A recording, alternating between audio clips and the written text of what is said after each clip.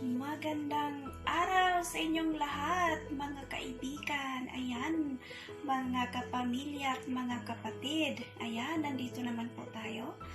At nais ko pong i-ano naman sa inyo, isi-share ko naman po sa inyo itong version ko ng chicken spinach pie. Ayan, ito siya yung gagawin natin. Ano siya? Chicken spinach pie. So, ito yung mga sangkap para sa ating chicken spinach pie. Pero ito yung version ko. So, ito na yung onion, guys. Ano dito? Yung onion kanina, namatay yung cellphone ko. So, hindi ko na siya na video. So, ito na yung chicken. So, after this chicken, we're gonna put the pepper. The pepper.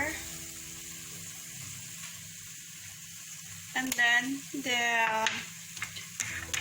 we're gonna put turmeric. Okay? Now, we're gonna put turmeric.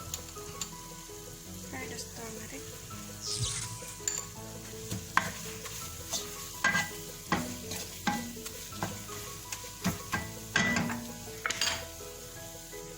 Then sumac. Gonna put sumac. This one is like a lemon. Here, lemon. We have it. Now we're gonna put our turkey. So ito yung turkey natin. Yan. At paghahaluin. So, ito yung ano natin, spinach natin. Pero kinakailangan natin siyang pigain o kaya isi-strain natin para makuha yung tubig kasi galing ito sa freezer. So, ito na yung spinach at ilalagay na natin. Ayan. So, ihahalo natin dito. At hahaluin.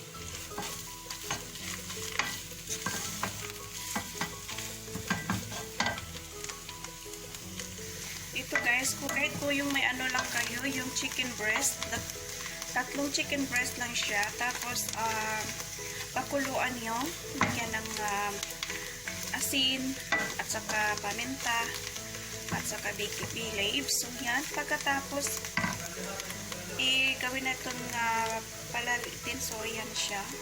So ngayon guys, ilalagay na natin itong ating cheese. Ito.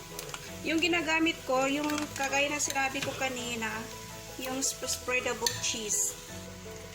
So, ito na yon. Pagkahaluin lang natin ng maigi.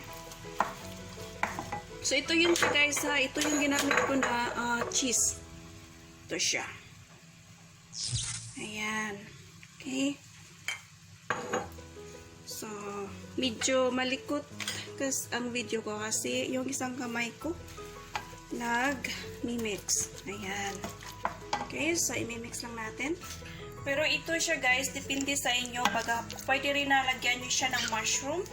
Pero sa akin kasi hindi ko na lang siya nilagyan. Or yung pwede nyo nilagyan ng mais. Okay, so pwede yun siya. So ayan, ready na yung chicken spinach natin with turkey. So ayan na, ito na yun.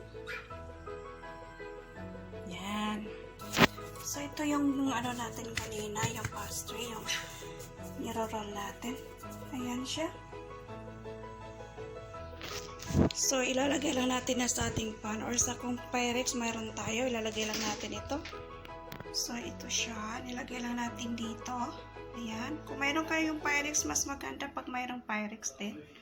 So, ito na siya guys. Ayan. Fold lang natin hanggat maging ganyan siya hitsura niya. Kahit ilalagay na natin sa ating oven.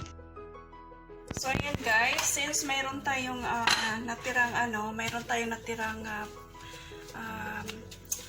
pastry. So, ang gagawin natin, gagawa na lang tayo ng ibang klase. Ayan. Ayan, mag-i-style din tayo. Diba, mag-rate din tayo guys kasi sayang naman, diba? So, ito yung gagawin natin.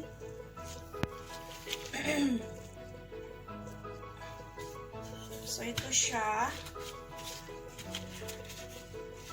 Yan. 1, 2, 3. Okay. So, ayan. Ito ang gagawin natin ngayon. At, lalagyan natin ang ating spinach. So, mayroon tayong spinach dito na natira. So, dito na natin ilalagay.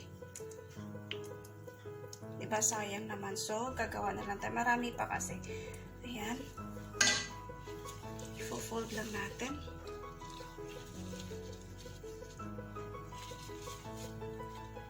Tsaka, i-roll. Ayan. So, ito na yon. Ganito siya. So, ayan. So, diba, nagkaano na tayo. So, depende sa inyo kung ano yung mga style ninyo. Nag-rate kung para sa ating, ilalagay natin sa ating oven. So, ayan. So, ito siya. Ginawa ko lang kasi may sobra. So, sayang. So, ito siya. Ayan. Pakita ko sa inyo lahat at marami pa akong gagawin niya na kagaya nito. Okay? Kasi siya, man ako na human. Ano akong spinach pie. Ginawa ko nga chicken spinach. Tapos i-introduce ko sa inyo. Ito yung chef na bisita namin. At ito, papakita ko sa inyo na i-try niya yung ginawa natin na chicken pie with pastry, with cheese and turkey. Ayan. Thank you so much.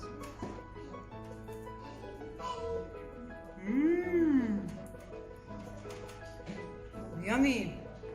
That's really good. Thank you.